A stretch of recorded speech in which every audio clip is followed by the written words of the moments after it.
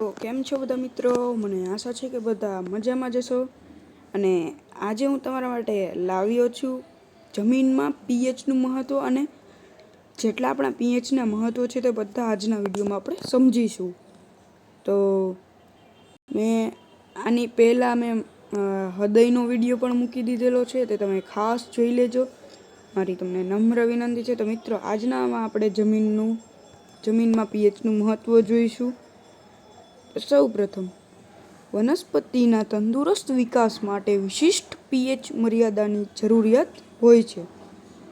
જે જમીનની પીએચ 6.5થી 7.3ની વચ્ચે હોય તેવી જમીનમાં વૃદ્ધિ અને વિકાસ સારો થાય છે. એટલે કે જમીનની પીએચ 6.5થી 7.3 હોય તો તેની અંદર છોડની વૃદ્ધિ એટલે કે છોડ સારા ઉગે છે. આથી ખેડૂત આ ધ્યાન રાખજો. આની અંદર ઘણા લોકો કન્ફ્યુઝ થઈ જાય છે, ઘણા મિત્રો આની અંદર. આથી ખેડૂત એસિડિક એસિડને તટસ્થ કરવા જમીનમાં લાઇમ ઉમેરે છે, અને બેઝિક જમીનને તટસ્થ કરવા જીપ્સમ ઉમેરે છે. એટલે કે આની અંદર હું તમને એક શોર્ટ કી આપું, તમે જોઈ લીજો, યાદ રહે તો, નહીંતર કાંઈ કશો વાંધો નહીં. જો એસિડિક જમીનને તટસ્થ કરવા લાઇમ ઉમેરે એટલે કે એલા શું થાય છે, એક મિનિટ, એલા એસિડિક જમીનમાં લાઇમ ઉમેરે. અને બેજી એટલે કે બેઝિક જમીનમાં જીપ્સમ. બેજી 10 વાર બોલશો એટલે યાદ રહી જશે, અને પરીક્ષામાં આ જ તમને યાદ રહી જશે. આવું હોય છે, જોઈ શકો છો મિત્રો. આગળ વધીએ આપણે. હવે આપણે આવે છે પાચનમાં પીએચનું મહત્ત્વ. આપણે જાણીએ છીએ તેમ ખોરાકના પાચનમાં જઠ્ઠર એ અગત્યનો ભાગ ભજવે છે. જઠ્ઠર હાઇડ્રોક્લોરિક એસિડ ઉત્પન્ન કરે છે. એટલે કે જઠ્ઠરની આપણે પાચન કરવા માટે હાઇડ્રોક્લોરિક એસિડ જે આપણા જઠ્ઠરની અંદર હોય છે તે જરૂરી છે. જઠ્ઠરને નુકસાન પહોંચાડ્યા વગર ખોરાકનું પાચન કરવામાં મદદ કરે છે આ HCl એસિડ, કારણ કે તેની જઠ્ઠરની દિવાલ પર શ્લેષ્મ ગ્રંથિ આવેલી હોય છે કે નહીં એટલા માટે. પરંતુ જો આપણે આની અંદર લખેલું નથી, પણ હું કહું છું, જો આપણે રાત્રે કાંઈ ભારે ખોરાક, કઠોળ, માંસ કે એવું ગમે તે ખાધું હોય, તેને પચાવવા માટે જઠ્ઠરને વધુ માત્રામાં એસિડ ઉત્પન્ન કરવું પડે. અને જઠ્ઠરમાં વધુ માત્રામાં એસિડ ઉત્પન્ન થાય તો આપણને છાતીના ભાગમાં બળતરા થાય છે, જેને આપણે એસિડિટી કહીએ છીએ. એસિડિટીના ઉપચાર માટે બેઝનો ઉપયોગ, કારણ કે એસિડિક છે, HCl એસિડ વધુ થાય, અને એસિડની અંદર બેઝ ઉમેરી તો શું થાય મિત્રો? તટસ્થ થાય. જઠ્ઠરમાં રહેલા વધારાના એસિડનું તટસ્થીકરણ જો આવ્યું ને, એન્ટાએસિડ તરીકે આપણે બેઝિક પદાર્થ જેમ કે ખાવાનો સોડા અને મિલ્ક ઓફ મેગ્નેશિયા આપણે ઉપયોગમાં લઈ શકીએ છીએ. તો મિત્રો, આ હતું આપણું પાચન તંત્ર. તો હવે આપણે આગળ વધીએ. આગળ આવે છે દાંતનું ક્ષયન, એટલે કે દાંતનો સડો રોકવા માટે પીએચનું મહત્ત્વ. જ્યારે આપણા મોંના અંદરના ભાગમાં પીએચ 5.5 કરતાં ઘટી જાય ત્યારે દાંતનો સડો થાય છે. આપણે ઘણા માણસોને જોયા હશે જેને દાંતનો સડો થાય, તે માણસો દાંત બદલાવે છે અથવા તેનું ઓપરેશન કરીને નવો દાંત નાખે છે, જે કૃત્રિમ હોય છે. દાંતનું ઉપરનું પડ, આ મિત્રો, આ પણ ખૂબ વિદ્યાર્થીઓ ભૂલ કરે છે. આ કેનું બનેલું હોય છે તે ખાસ, એટલે ખાસ લખવાનું હોય છે. કેલ્શિયમ ફોસ્ફેટ જેવા કઠિન પદાર્થોનું બનેલું હોય છે. તે પાણીમાં પણ ઓગળતું નથી. પરંતુ મોંની અંદરની પીએચ 5.5 કરતાં ઘટી જાય ત્યારે તે પડ ખવાઈ જાય છે, જેને દાંતનું ક્ષયન કહે છે. તે કઈ રીતે થાય છે તે આપણે જોઈએ.